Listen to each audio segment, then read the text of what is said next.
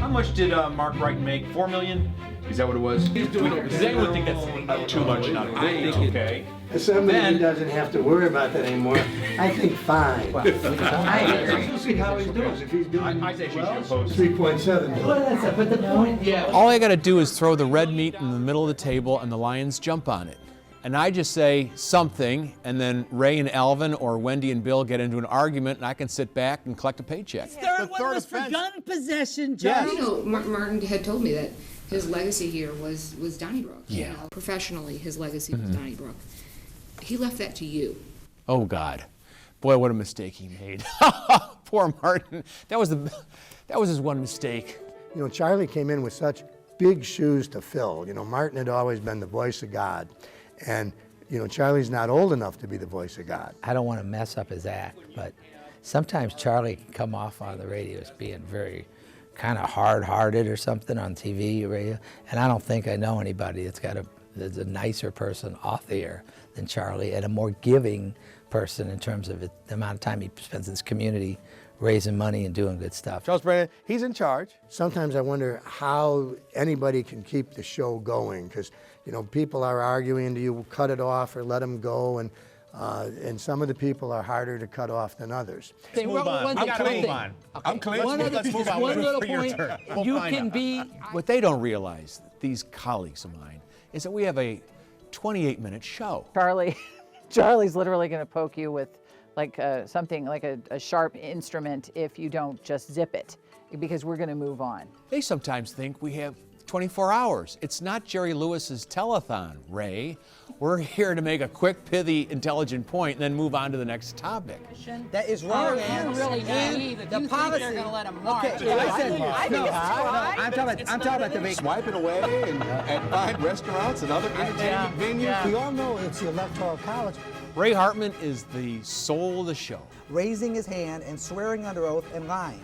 You know, he is so passionate. After all these years, you think that he'd become either jaded or disinterested, but he still cares about these issues. Well, Ray Hartman is the Mick Jagger of our little band. I mean, you know, people say, well, Ray talks so much and everything, and he does talk a lot, but when Ray's not there, the show is just missing a big element. Bill McClellan is the ace. The wise old owl. Absolutely. Is more and more our national politicians have become like the royalty in England, where they seem to exist mostly for our amusement. Well, Bill McClellan is I think he's made an art form out of common sense. When he writes, he's got St. Louis and where we are mentally just absolutely on target. And he's even starting to look like Mark Twain. Am I the only one who's, I mean, right? He's starting to look like Mark Twain. The funny thing about Alvin is we thought, okay, we'll get a certain perspective from Alvin and we'll be assured of that point of view. You don't know where he's going to come from. It is not the worst thing in the world if a kid, you know, got paddled. Alvin is also not a dogmatic person. I mean, Alvin surprises me a lot of the times with the point of view he has. And, you know, and it's always nice to be surprised. And Alvin's a real original. But now one thing that I don't shy away from that I think others do, and maybe you're not supposed to say this, I do realize that I am the only black person on this show. I do realize that I have a responsibility to other black people in this city and in this nation to be as good as I can, to espouse what I truly believe, and if that means that black people don't agree with me, that's even more important. So yes, I understand what my responsibility is, I always have, and I never run away from that. To cue him, he's up. Thank you for joining us for another edition of Donnybrook, starting with the media veteran herself, Wendy Weiss, along with Bill McClellan from the St. Louis Post-Dispatch. Well, Wendy also is a person who came in with huge shoes to fill, because I think Nan Wyatt had been on before Wendy, and I thought, well, no one can really replace Nan, and you know, and Wendy has not, you know, tried to replace anybody. She's just been herself. Wendy's just, she again is somebody that is, she's too self-effacing.